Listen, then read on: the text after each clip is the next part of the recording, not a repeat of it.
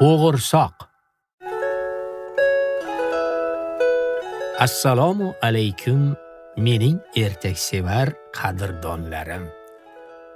Ertak eshitishni sog'ingan bo'lsangiz, bugun men sizlarga bo'g'irsoq deb nomlangan rus xalq ertagini aytib beraman. Bir bor ekan, bir yo'q ekan, qadim zamonlarda chol u kampir yashagan ekan.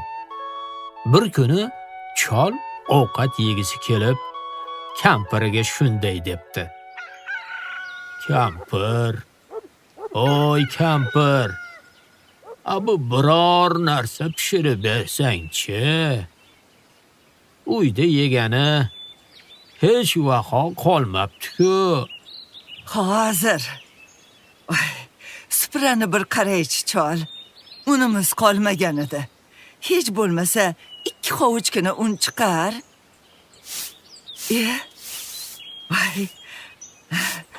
Mana kichkinagina dumaloqqina bo'g'irsoqqa yetarli un chiqdi.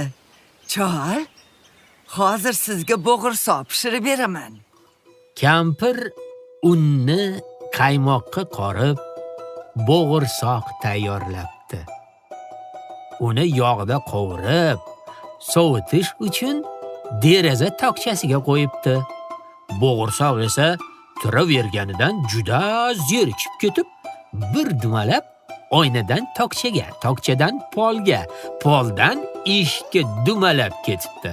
So'ng ostonadan bir sakrab ayvonga, ayvondan zinaga, zinadan hovliga, hovlidan darvoza ortiga dumalab yo'lga chiqib olibdi. Shu bilan yo'l yoqalab dumalab ketaveribdi. Dumalab borayotsa, qarshisidan shalpang quloq quyon chiqib qolibdi. Yog'liqqina bo'g'irsoqni ko'rgan quyonning ishtahasi ochilib ketibdi. Bo'g'irsoq, bo'g'irsoq. Hozir seni yeyman. Mazza qilaman. Meni yema, quyon. Evaziga senga qo'shiq aytib beraman. Men bo'g'irsoq, supradagi un urvoq. Sidirishib oldilar, qaymoqqa xo'p qordilar. Pishdim o'choq tovada, sovutdilar havoda. Qochib ketdim bobomdan, qochib ketdim buvimdan. Eshit quyon, bo'ldi bas, sendan qochish hech gapmas. Bo'g'irsoq shunday deb yo'l bo'ylab tez dumalab ketibdi. Quyon esa uning faqat izini ko'rishga ulguribdi xolos. Bo'g'irsoq yo'lda bamayli xotir dumalab borayotsa, qarshisidan bo'ri chiqib qolibdi. Uning qorni och ekan. Yog'liqqina bo'g'irsoqni ko'rib, og'zidan so'lagi oqibdi.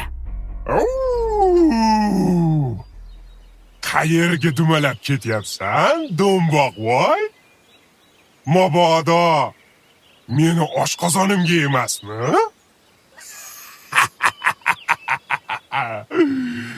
Hozir seni yeyman. Meni yema, bo'ri. Senga qo'shiq aytaman. Men bo'g'irsoq, supradagi un urvoq. Sidirishib oldilar, qaymoqqa xo'p qordilar.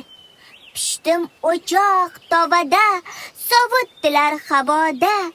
Qochib ketdim bobomdan, qochib ketdim buvimdan. Eshit bo'ri, endi bas, sendan qochish hech gapmas. Shunday deb bo'g'irsoq juda tez dumalab ketibdi. Bo'ri uning izini ko'ribdi xolos. Endi bo'g'irsoqning qarshisidan ayiq polvon chiqibdi. U mazali bo'g'irsoqni ko'rishi bilan uni yegisi kelib ketibdi. shoshma. Bo'g'irsoq, juda mazaliga o'xshaysan. Seni tezda yeb olay. Oh, oh, oh. Qo'y maymoq, meni yeyishga senga yo'l bo'lsin. Undan ko'ra qo'shig'imni eshit. Men bo'g'irsoq, supradagi un urvoq, sidirishib oldilar, qaymoqqa xo'p qordilar. Pishdim o'choq tovada, sovutdilar havoda. Qochib ketdim bobomdan, qochib ketdim buvimdan. Eshit ayiq, bo'ldi bas, sendan qochish hech gapmas. U qo'shig'ini aytib bo'lishi bilanoq yana odatdagidek qochib qolibdi. Ayiq esa og'zini ochganicha anqayib qolaveribdi. Bo'g'irsoq yon atrofni tomosha qilib, yo'lda davom etib ketayotsa, qarshisidan makkor tulkixon chiqib qolibdi. Gullarni, daraxtlarni tomosha qilib, boshim oqqan tomonga ketyapman-da. Ha, shunday degin. Qo'shiq aytishni juda yaxshi ko'raman. Eshit, tulkixonim, men bo'g'irsoq, supradagi un urvoq, sidirishib oldilar, qaymoqqa xo'p qordilar.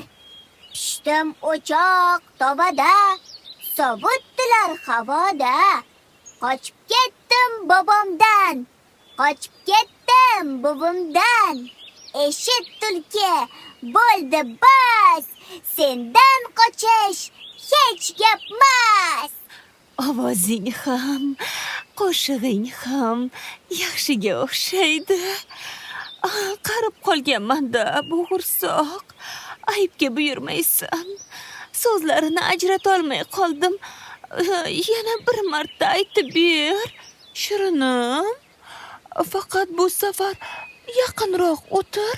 Kel, yaxshisi burnimni ustiga joylashib ol-da, yana bir marta balandroq ovozda qo'shig'ingni aytaver.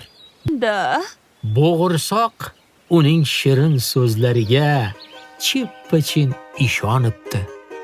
Unga ayyor tulkining maqtovlari yog'dek yoqib ketibdi-da, bo'g'irsoq bu so'zlardan erib, bir sakrab tulkining tiliga chiqib olgan ekan.